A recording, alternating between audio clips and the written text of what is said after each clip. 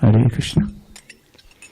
Jaya Radha Madhava Kunja Bihari.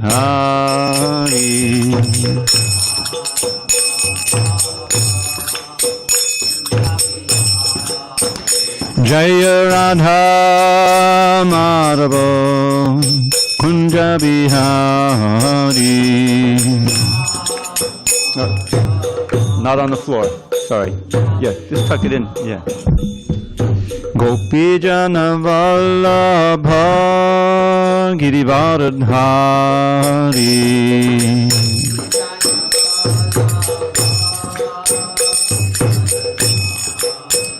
Jayan Gopi Jana Vallabha Girivaradhari.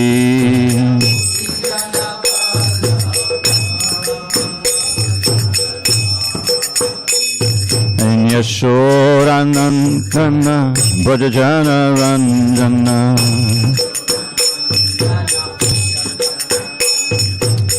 Yashodanandana Brajajana Ranjana.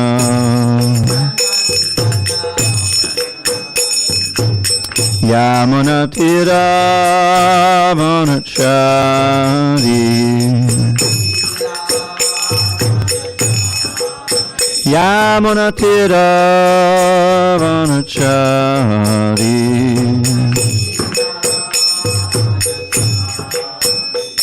Hare Krishna, Hare Krishna, Krishna Krishna, Hare Hare, Hare Rama, Hare Rama, Rama Rama, Hare Hare.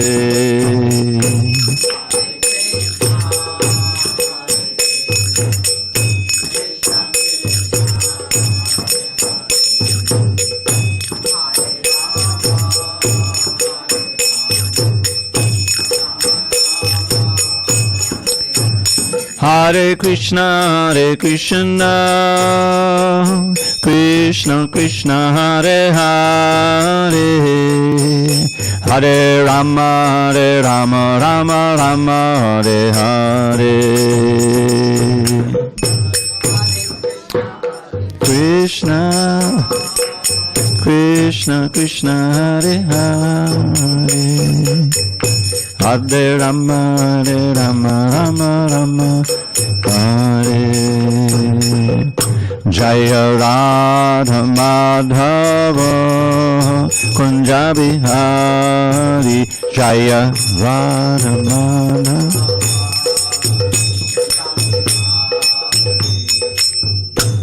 Jaya Vishnupad Paramahansa Purvajikacharya Ashtottara to the Sri Srimad, His Divine Grace Srila A.C. Bhaktivedanta Swami Prabhupada Ki Jai. ISKCON BBT Founder Acharya Srila Prabhupada Ki Jai. Jai Om Vishnupad Paramahansa Purvajikacharya Ashtottara to the Sri Srimad, His Divine Grace Srila Bhakti Siddhanta Saraswati Thakur Ki Jai. Ananta Koti Vaishnavini Ki Jai. Namacharya Srila Haridas Thakur Ki Jai. Srimad Bhagavad Gita Ki Jai. Samaveda Bhaktivinoda Ki Jai. All glories to the assembled devotees. All glories to the assembled devotees. All glories to the assembled devotees. All glory to Shri Guru and Gauranga. Okay. Om Namo Bhagavate Vasudevaya. Om Namo Bhagavate Vasudevaya. Om Namo Bhagavate Vasudevaya.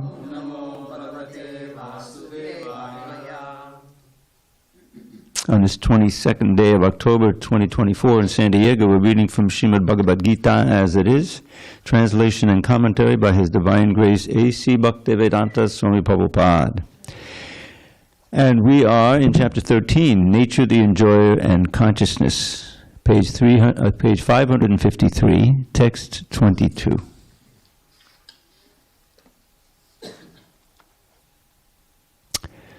Purusha Prakriti Stohi Bhunkte Prakritijan Gunan Karanam Gunasango Asya Sadasad Yoni Janmasu Purushak Pakatistohi Bhunkte Pakatijan Gunam Karanam Gunasangosya Sadasad Yoni Janmasu Purushak Prakatistohi Bhunkte Pakatijan Gunam Karanam Gunasangosya Sadasadyo Nijanmasu Purushak Pakatistohi Bhunkte Pakatijan Gunam Karanam Gunasangosya Sadasadyo Nijanmasu Purushak Prakatistohi Bhunkte Pakatijan Gunam Karanam Gunasangosya Sadasadyo Nijanmasu Purushak Prakatistohi Bhunkte Pakatijan Gunam Karanam Gunasangosya Sadasadyo Nijanmasu. Ladies. Purushak Prakatistohi Bhunkte Pakatijan Gunam Karanam Gunasangosya Sadasadyo Nijanmasu. Purushak Prakatistohi Bhunkte Pakatijan Gunam Karanam Gunasangosya Sadasad. I thought Sadasadyo Nijanmasu. Anyone online? Chad, you there? Purusha Prakatistohi Tapas. Prakatistohi Bhukte Prakatijan Gunan Bhunkte Pakatijan Gunam Karanam Guna Sangasya Karanam Gunasangosya Madasajani Janmashu. Sadasadyo Nijanmasu. Okay, word by words. If you want, you can put that, like, tuck it in between. Yeah. Hare Krishna. All right, I'll read this word by words. Purusha, the living entity, Prakatistaha, being situated in the material energy, he certainly, Bhunkte, enjoys Prakatijan, produced by the material nature, Gunan, the modes of nature, Karanam, the cause, Gunasangaha, the association with the modes of nature, Asya, of the living entity, Sat Asat, in good and bad, Yoni, species of life, Janmasu, in births. Translation. Krishna says to Arjuna, the living entity in material nature thus follows the ways of life, enjoying the three modes of nature. This is due to his association with that material nature. Thus he meets with good and evil among various species. Purport. This verse is very important for an understanding of how the living entities transmigrate from one body to another. It is explained in the second chapter that the living entity is transmigrating from one body to another just as one changes dress. The change of dress is due to his attachment to material existence. As long as he is captivated by this false manifestation, he has to continue transmigrating from one body to another. Due to his desire to lord it over material nature, he is put into such undesirable circumstances. Under the influence of material desire, the entity is born sometimes as a demigod, sometimes as a man, sometimes as a beast, as a bird, as a worm, as an aquatic, as a saintly man, as a bug. This is going on. And in all cases, the living entity thinks himself to be the master of his circumstances, yet he is under the influence of material nature. How he is put into such different bodies is explained here. It is due to association with the different modes of nature. One has to rise, therefore, above the three material modes and become situated in the transcendental position. That is called Krishna consciousness. Unless one is situated in Krishna consciousness, his material consciousness will oblige him to transfer from one body to another, because he has a material desire since time immemorial. But he has to change that conception. That change can be effected only by hearing from authoritative sources. The best example is here. Arjuna is hearing the science of God from Krishna. The living entity, if he submits to this hearing process, will lose his long-cherished desire to dominate material nature, and gradually and proportionately, as he reduces his long desire to dominate, he comes to enjoy spiritual happiness. In a Vedic mantra, it is said that as he becomes learned in association with the Supreme Personality of Godhead, he proportionately relishes his eternal blissful life. Om Jnana Timarandasya Jnanandana Shalakaya Chakshu Unmilitam Mena Tasmai Shri Gurave Namaha. I was born in the darkest of ignorance, but my spiritual master Srila Prabhupada opened my eyes with the torchlight of knowledge. I offer my humble obeisance unto him and all members of the disciplic succession. So I always thought that found this verse very illuminating and kind of among all the jewels of the verses in this chapter, this is the most bright jewel. So let's go over this. Purusha, that Purusha refers to the living entity here. Now that's important to understand, because we are at the same time Prakriti. By nature we're Prakriti. Prakriti means energy. Purusha means the enjoyer of the energy. The Parama Purusha is Krishna, of course. So we're a little in our conditioned state as embodied souls, we're attempting to be Purushas, and therefore we're known as the Purusha here. So the Purusha, Prakritisto, being situated in material energy, specifically the body, which is made of these elements: earth, water, fire, ether, mind, intelligence, ego. He certainly, Bhunkte. Now Bhunkte, Prabhupada uses this word enjoys, because Bhunkte often means enjoys. But in this case it means experiences, because you're not always enjoying your sojourn in the material world. There's a lot of suffering going on. So we'll use the word experiences. Prakriti Jan Gunan.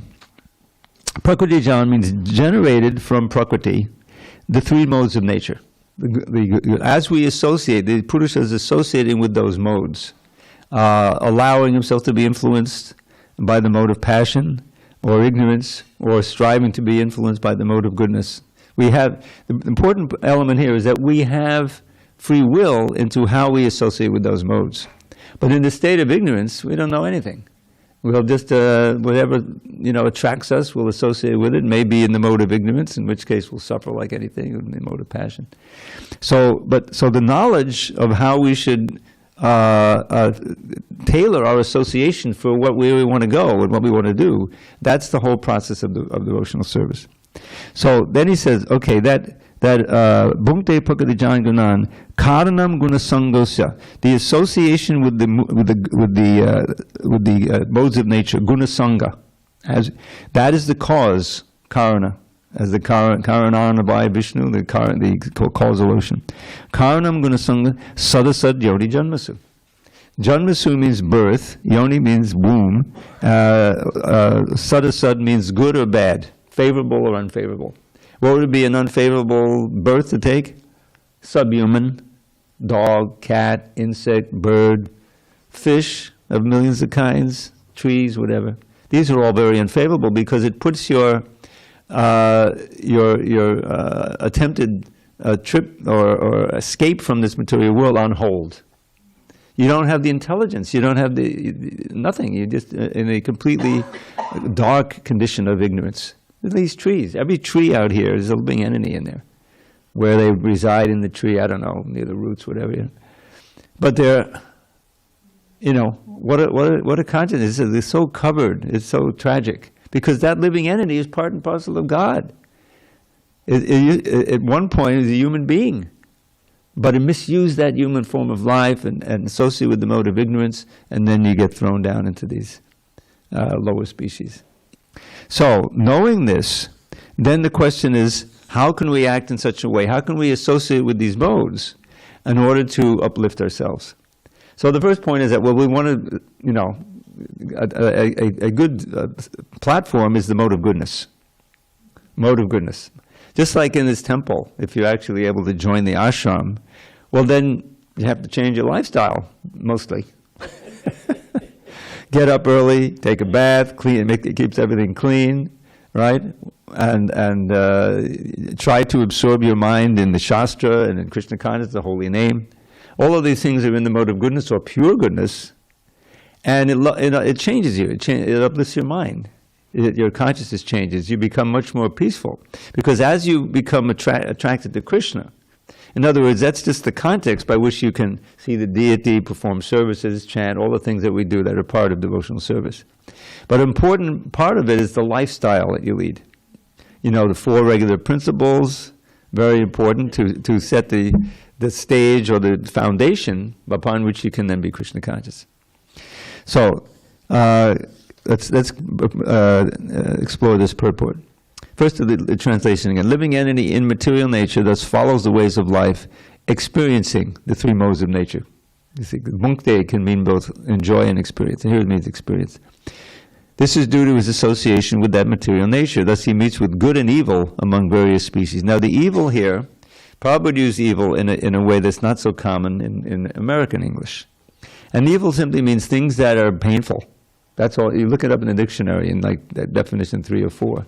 Because evil often means a demon, right? That's evil. But how can disease be evil? Well, there's not a person there. But it falls into the definition of that. So just be aware of that in Prabhupada's English. Thus he meets with pleasure and pain among various species. So Prabhupada is a very important verse, understanding how the living entity transmigrates from one body to another. So the point is that in the human form of life, we have options.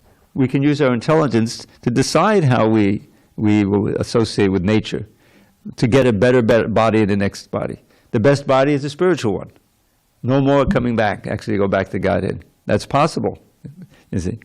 Or we can get a body in a family. We can be born into a family of devotees, and therefore, be like Prabhupada was born in a family, Parikshit Maharaj, Bhakti Siddhanta. He would give himself as an example of that. So the point is, we have options as to how we direct our life. This is where the free will comes in. Without free will, there's no meaning to love. And the whole point of this exercise of bhakti is ultimately to come to and reawaken our constant, ever-increasing love for Krishna, which is called prema. It's already there, but it's buried under the modes of nature. And it's expressed in Prabhupada's immortal phrase, a perverted reflection in our attraction for things of this world, which ultimately causes suffering, because it's temporary and it brings us back to the... There's a wonderful verse, a prayer of Prahlad Maharaj, which I always come back to. And it very much, it corresponds to where we are in the Bhagavad Gita. So he says, Yasmat priya priya viyoga sayoga janma shokagnina sakalayona shuddhahyamana dukkaushadam tadapi dukkam atadhyaham bhuman bhamami vadame tabadasya yogam. So you have to visualize, he's a little Prahlad, he's praying to the Shringadev, who is pacified now. He's not, fierce, and not but it's quite a scene. But Prahlad is not afraid at all. He's taking shelter of the Shringadev. So what he says here, this is a very important verse.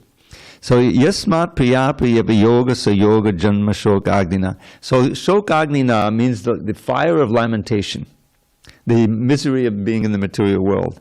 Yeah, sometimes it's okay, but there's so many dangers. There's the hurricanes and the threefold miseries and welcome, Hare Krishna.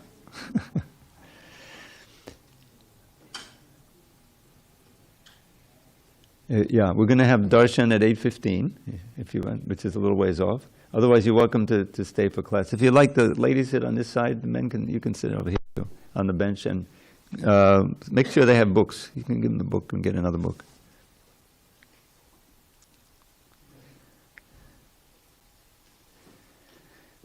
So he's giving a concise explanation of the source of suffering in this world. Yasmat, he says, from the following. Priya, apriya, viyoga, sayoga. So let's analyze that. So priya means things which are dear to us, things which give us pleasure, you see? Over a long time, you know, really important, our relatives, our children, all these things. So that's priya. And then, but priya, apriya, viyoga. Viyoga means separation, forced separation from things which are pleasing to us, such as time goes on, your good health. As you get older, old age and disease go together, right? And try as you might, you know, you have so many potions and supplements and exercises and whatever, but you're going to get diseased. So your good health is taken from you, very precious. So, and so many other things in the course of our life, things that we treasure can be ripped away from us, causing great trauma, you know. And on the other side, apriya, those things which are not dear to you, which you're afraid of, which are, you know, threefold miseries, forced upon you against your will. I mean, these poor people who went through 2 hurricanes in a row in the southeast. My friend was there sitting in Alachua, which is between Jacksonville and Gainesville, you know. And I was looking at the path, projected path of that hurricane as it went across the Gulf of Mexico. So anyway, I meditated real far and just pushed it a little bit north. Push it north. Actually, the first one I pushed north, that was Helena. And the second one I pushed south. And it worked. I mean, I'm just kidding. Of course, I don't have those kind of powers. But I was hoping, and Krishna, you know, so much devastation. And I called my friend, his name was Indra Pramada. And I said, what happened? He said, not much. You know, we didn't even have any electricity outages. And so many people, people coming from the coast and everything, they were taking shelter in Alachua because they had electricity and, you know, like that, and they were able to find. So that was miraculous. These 2 horrific hurricanes, and it didn't really affect Alachua, Florida, where there were like 700 devotees living. I don't know if you know that. Oh, so anyway. But nevertheless, still, whether you're a devotee or not, things happen that can be very traumatic. So this is the source of Yasmat Priya, Priya Viyoga Sayoga, Janma Shoka Agnina. The fire of lamentation is given birth or is caused by these things that which you treasure, which are very dear to you, are taken away. And things which are frightening, which are dangerous, are forced upon you. You think about it, this is, you know. So now we want a duk aushadam, a remedy for the misery, duk aushadam. So we have, it's like you may think, you know, a medicine, you know, that you might take that'll counteract, or vaccine. I got some vaccines the other day, flu vaccine, you know. Okay, so I don't have to, you know. But it says, duk aushadam tadabi dukam. The very aushadi can cause more dukkha. Now, I had a little bit of dukkha, for, you know, if you get the vaccine, but it wasn't too bad. But during the pandemic, there was all this idea that, the vaccines, we're going to die from the vaccines, you know, don't take the vaccine. Anyway, that's another misery, misinformation, disinformation, I won't get into it. So he, in 3 lines, he's really described the material life. You know, things which we're going along very nicely. We have things that we take pleasure from and that are important, and things that we want to avoid, but unfortunately the things that we like are taken, and the things that we want to avoid are pushed upon us.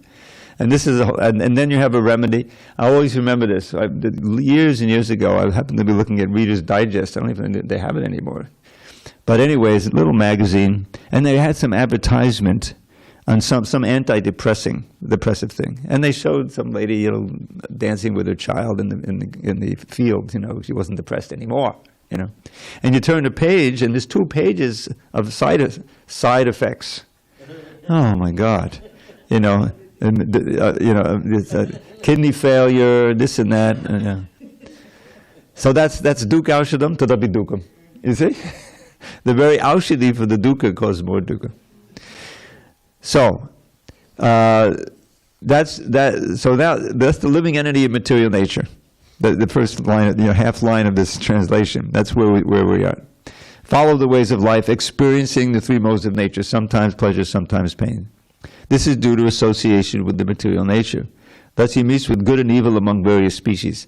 But the point is that when we study the Bhagavad Gita and other books giving us the science of bhakti, we're taught how to act in this material world. In other words, how to associate with the modes of nature, cultivating the mode of goodness, avoiding those things that will put us in the mode of ignorance and passion, you see? And in this way, paving a way for our best next birth, which hopefully will be in the spiritual world. But if not, it will be in a family of devotees so we can continue our path back to Godhead.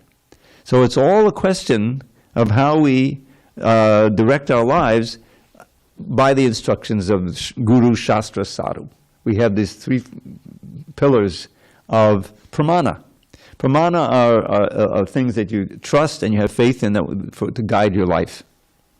Now, very important verse we'll hear at the end of the 16th chapter. It comes up about pramana, because this is central to everything we do. So, the second to last verse in the 16th chapter, and the 16th chapter is famous for being description of the demonic qualities, but it also has all the divine qualities at the beginning. So at the end of the chapter, Krishna has two verses. He says, Yak Shastra Vidam Utsrija Vartate Kamakarataha Nasa Siddhim Avapnoti Nasukam Naparam Gatim. He's actually introducing in this chapter, in the last two verses, this idea of the Shastra. The Shastra are words of knowledge such as Bhagavad Gita that give us the words of Krishna as representatives, which to guide our lives. So we have to have faith. That's why Prabhupada was in a Bhagavad Gita as it is. There were so many English Bhagavad Gitas, but they weren't as it is. Because those who wrote them were students in the line, they hadn't received it, they gave their own interpretation. But Prabhupada you may not know this, but much of the commentary here, Prabhupada relies on previous commentary of Baladev Vijayabhushan. In fact, he dedicates the book to Baladev Vijayabhushan at the beginning. He is the prime disciple of Vishwanath Chakravarti Thakur in the line, you see. So, we're given this guidance, and if we accept it, then we can, by our change of behavior, by whatever, by our association, associate with these modes, associate with nature, associate with the devotees in such a way that we're purifying our consciousness, and we're paving the way for our best next birth that we can do. Hopefully we can become completely pure, go back to Godhead. If not, we take a significant step on that path. Because otherwise, whatever we do in this world, which is completely devoid of Krishna consciousness, it may be pleasurable, it may result in pain, whatever it is, but it's a tragic waste of human life. Human life has this mission. What's the very first sutra? This is an easy one to learn. Sutra in the Vedanta Sutra, who can say? Atato? Thank you. Okay.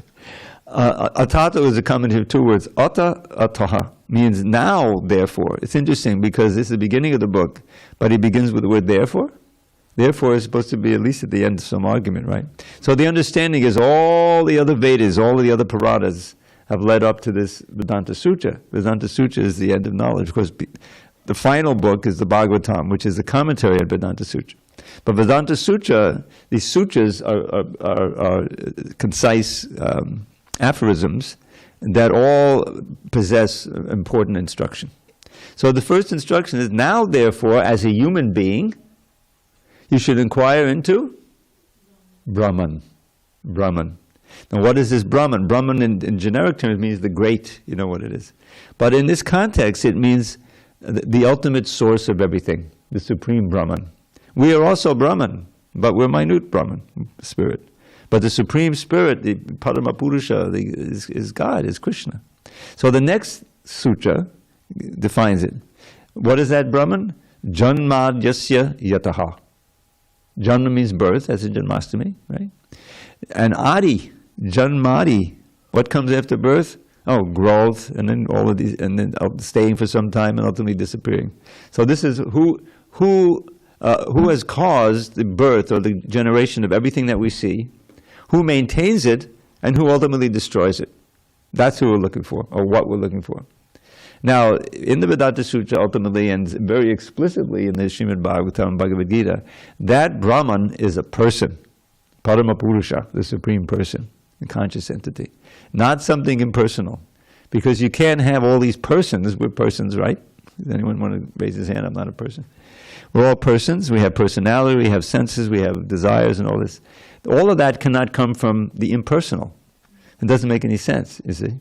So and in fact, Krishna says in the 15th chapter, a very key verse, Mamai Bangsho Jiva Loke Jiva Bhuta Sanatana. That all these living entities, Jiva Bhutas, we're all Jivas, are Angsha of Krishna. Angsha means a little particle that has the qualities in minute quantity. Two main examples, sun rays. The sun is, if it's anything, it's a huge entity giving off heat and light, right? Who can argue with that? And sun ray has a little bit of heat and a little bit of light, right? You add them all together and you're in the sunshine, right? You get a sunburn. So similarly, here we are, 2 blocks from the ocean. Drop of ocean water, or maybe a little vial of ocean water, you can test it, you know. And you'll find that it's minuscule, infinitesimal compared to the Pacific Ocean. But it has the same quality, the same chemicals, you see. So we have Krishna's qualities in minute degree. Because it's minute, we're marginal energy. We're spiritual, but marginal. Marginal means that we can be in the spiritual world, never come down, and then the majority of living entities stay there. Or we can turn away from Krishna and get absorbed in this material energy and come down here, get covered over, forget for life after life. And that's what we did. But we don't have to stay there. Because Krishna is so kind, he comes periodically to teach this science, to empower the acharyas, you know, and to leave his book like the Bhagavad Gita. Why is that? Because we're his children. You're like wayward children. We're in, you know, we don't belong here. We've wandered away. We're suffering. So he comes and he says right in the 4th chapter, Hidaya dahi dharmasa grana bhavati bharata abhyutanam adharmasa tadatmanam sujanyam. Who in this room who doesn't have an Indian background doesn't know this verse? Don't you learn it as a child, right? That's what I heard anyway. So, but the next verse is important too. Paritranaya sadhunam vinashayata dushkatam dharma samsthapanartaya sambhavama yuge yuge. He just doesn't come once in the day of Brahma, he comes yuga after yuga in some form or other. But he comes as Krishna, as his original form, the original once in the day of Brahma. Anyone want to guess how long that is? It is day and night. Day doesn't mean just 12 hours, 24 hours. It's 8,640,000,000 years. That's a long time, right? And when did Krishna come? 5,000 years ago. So when you put that 5,000 next to 8,640,000,000, it's like a split second. We're practically contemporaries. We're so, I mean, as you know, we're very fortunate. And more, even more fortunate. Just 535 years ago, he came again as Lord Chaitanya to give us this easy process of chanting Hare Krishna. No precondition. Doesn't matter who you are, what your background is, you know, what sins you perform, like Jagai and Madai, right there. Just chant. Just chant. Surrender and chant. Surrender to the holy name, at least, you know, for a while. And that, in this age, that's the process. One more verse. This is from the 12th canto, very important for us. Kale doshana de rajan, asti eko mahad guna, kirtanadeva krishnasya mukta sangha param vrajet. This is a key verse. That this Kali Yuga, now the previous verses in this chapter, and maybe a previous chapter in the Bhagavatam, are listing all kinds of disqualifications of the Kali Yuga. We won't live as long, the mercy will decrease, health will decrease, there'll be a whole bunch of demonic rulers who, you know, people will be so disgusted they'll go to the forest, you know, and on and on and on. But with all, so therefore, what is it? Kali dosha dede. That Kali Yuga is an ocean of faults. You know, is it a mystery? Just look around, you know. Don't look at the news and you really get depressed. But that's, the ocean is overflowing. So, O king, so this is Shukadev speaking to Pariksit. Kali dosha dede rajan. But there's one very special quality, unique. Asti eko mahad guna. Great quality. Kirtanadeva krishnasya. Singing the holy name, especially of, or glories in general of Krishna, Krishna, mukta sangha param bhajet. one can become free from the attachments of this world. Sangha has two meanings, association and attachment. One grows from the other. You associate with something enough, you become attached to it, or repelled by it. It's just the opposite. But you're affected. So mukta sangha, you become free. And param bhajat, go back to Godhead. What more do you want? Just chant Haribol. As we say on that little card we used to give out by the millions, I have one, somehow it fell out of one book that I had from you. It's a beautiful little card, Radha and Krishna, painting of Radha and Krishna in the forest. And the other side it says, chant this mantra, Hare Krishna, Krishna Krishna, and your life will be sublime. We should be giving those out by the millions. But it's true, if you actually do it. So that's of course, Lord Chaitanya's mercy, and he's explained in the 11th canto, he's the avatar for the age. So we have all these opportunities, advantages. And the fact that you're in the class here sitting, I'm not that I'm anything special, I'm just trying to mean what it is, means that you're fortunate, you're taking advantage, So the idea is, well, why not cash in everything?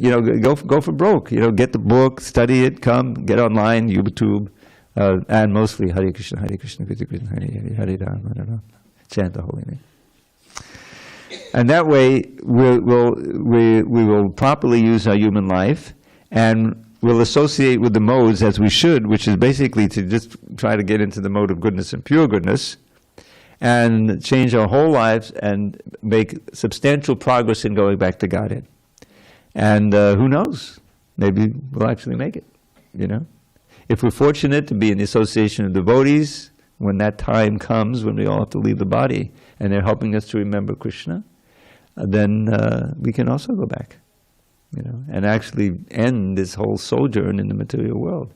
Otherwise, we stick around here, birth, death, all these, and back into the body of Mahavishnu for millions of years and suspended animation. That's not fun. And finally get back out again. And we've been doing that for millions of births. So this is the teaching. So back to the 16th chapter. I just want to finish up there.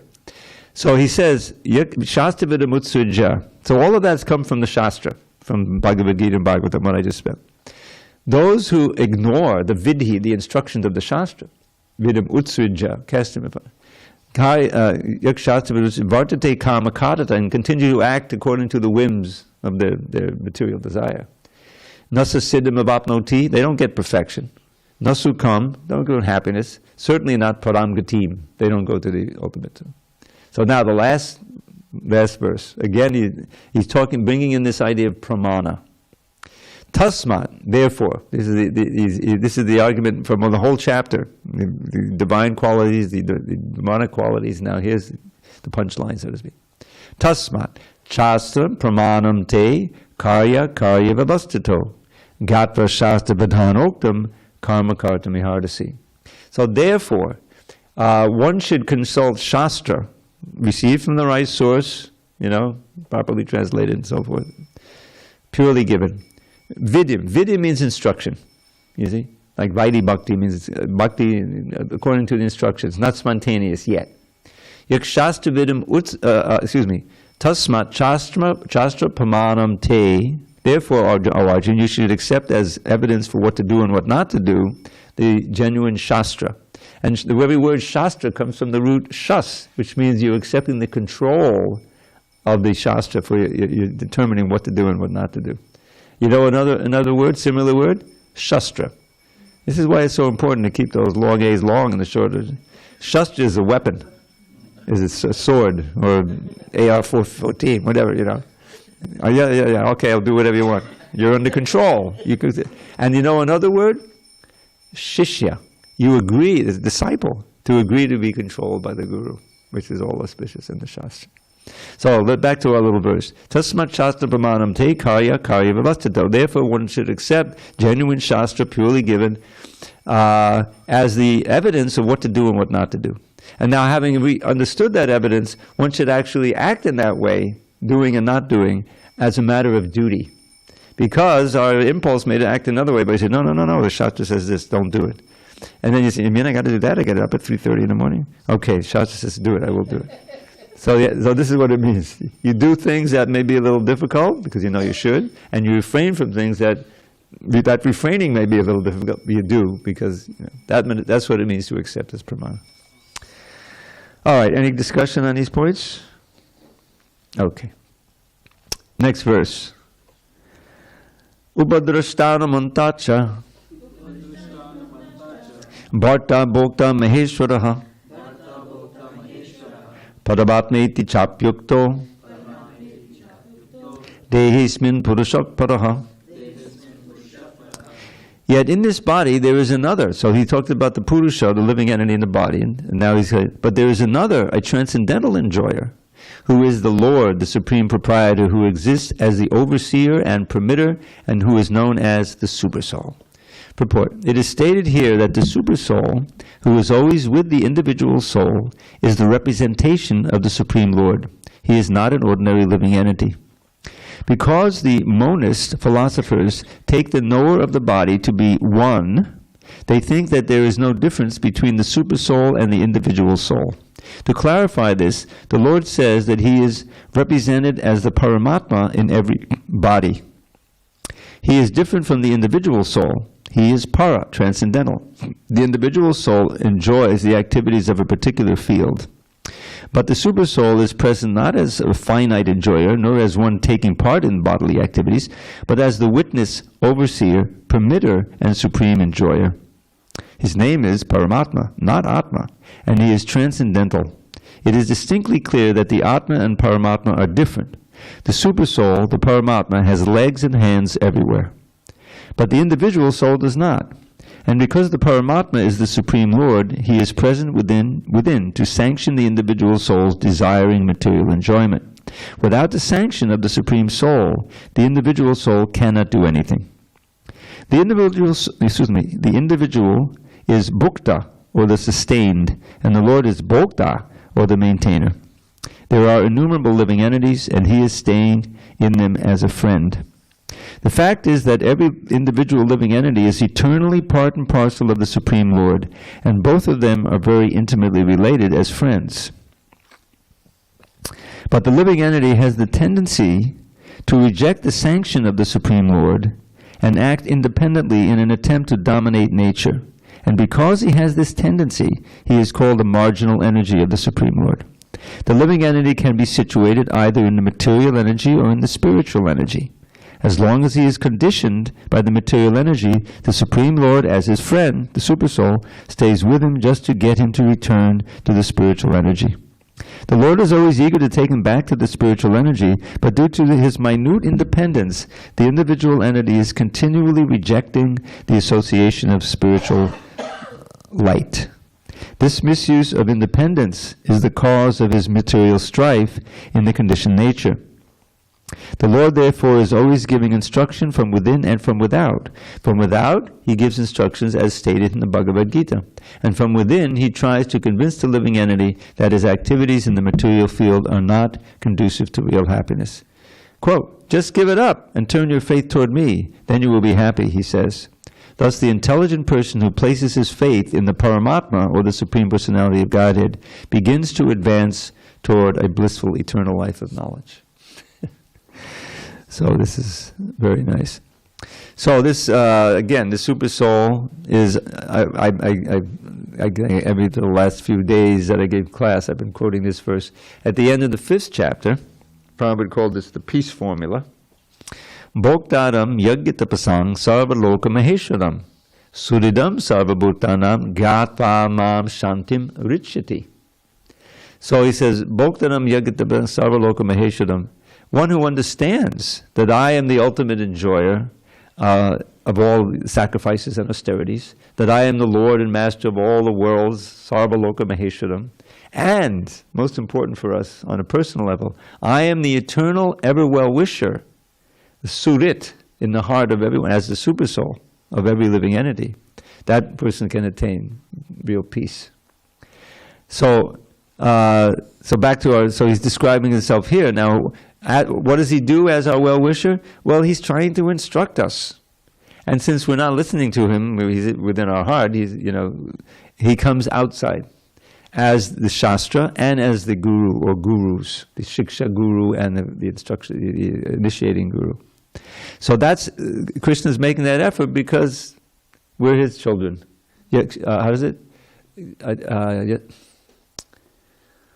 Oh, yeah. I forget what is the first verse of the 14th chapter, or second verse? That aham bija pradakpida. I am the seed-giving father of every living entity here. And so he's the father, and we're his wayward children. Just like some kid is in Sioux Falls, where is that, Minnesota, I think. And, he grows up and he wanders off. He wants to see what's going on in San Francisco. So when he turns 17, he runs away from home. And the parents say, where is he? Where is he? And he's on the streets of San Francisco. And he's, what's he doing? So they're hoping that he'll, call home or write or something, a text. And the parents, the father will do everything he can. If he understands, he's in trouble in San Francisco, okay, let me wire him some money, and then get him back, whatever. So that concern is there. The father is there. So our eternal father is making this effort to enlighten us that we don't belong here, that we have a wonderful home in the spiritual world, back home, back to Godhead. Every time Prabhupada said that, I counted, we have this thing called the Beta Basement, I think 600 and some odd times it appears in his books and lectures and everything, which indicates we were once there. How could we, obviously.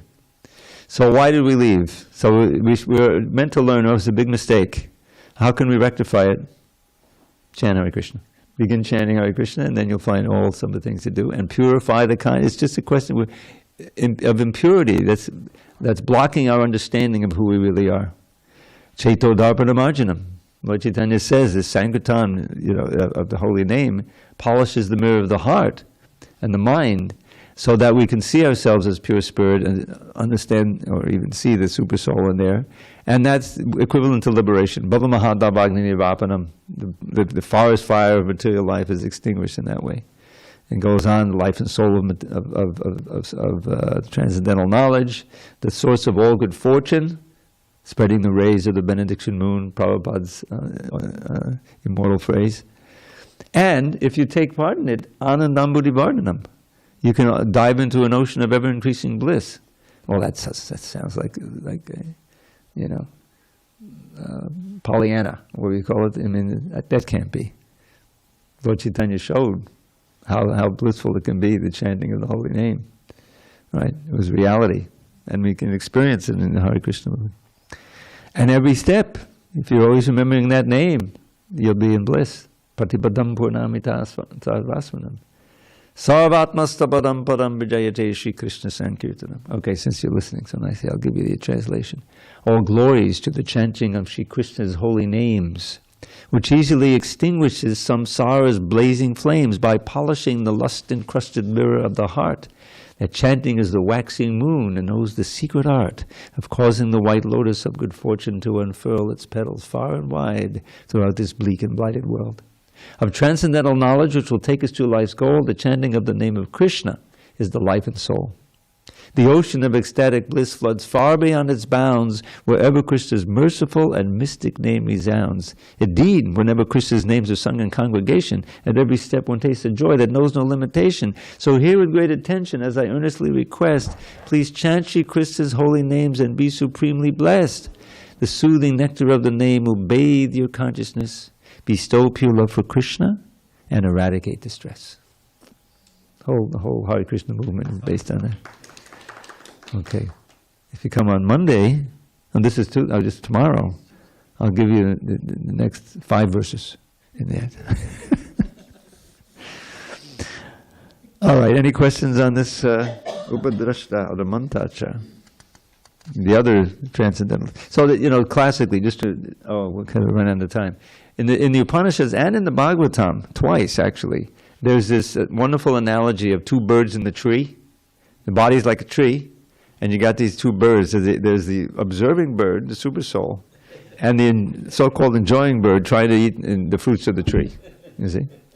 So the observing bird is simply hoping that enjoying bird will turn to him and then learn that you don't belong here in this material tree. I'll take you back to God. So that's the Supersoul in there. So we've been trying to enjoy these fruits of this body, that body for time immemorial, and we should just try to enjoy the chanting of the holy name. Okay, one more verse. Text 24. Yahevam veti purusham prakritim chagunai saha sarvata vartamanopi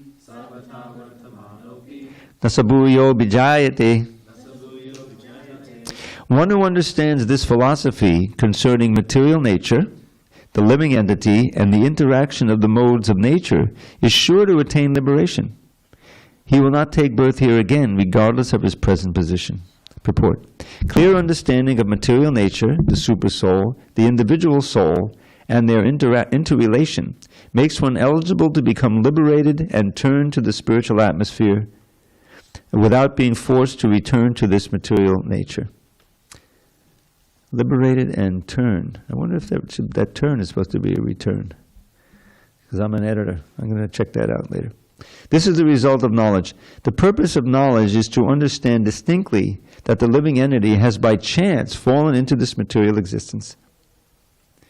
By his personal endeavor in association with authorities, saintly persons, and the spiritual master, he has to understand his position and then revert to spiritual consciousness or Krishna consciousness by understanding the Bhagavad Gita as it is explained by the personality of Godhead. Then it is certain that he will never come again into this material existence. He will be transferred into the spiritual world for a blissful, eternal life of knowledge. What more do you want? All right, we have a minute or two, so how about one more poem if we don't have a question or a comment? Okay. So, prayers. Queen Kunti's prayers. Tvaime ananda vishaya matir madhupate sakrit ratamun bhataradha gange vaugamadanvati. O Krishna, kindly ever fill my mind with thoughts of thee, not any other kind. As Ganges torrent flows into the sea, let all my love flow constantly to thee. Oh, here's one. Yes. See if you can close it, the doors. So this is a verse, I think it's by Madhavendra Puri. I saw that in a note by Bhaktisiddhanta Saraswati, quoted by Lord Chaitanya in his instruction to Sanatana Goswami in the Chaitanya Charitamrita.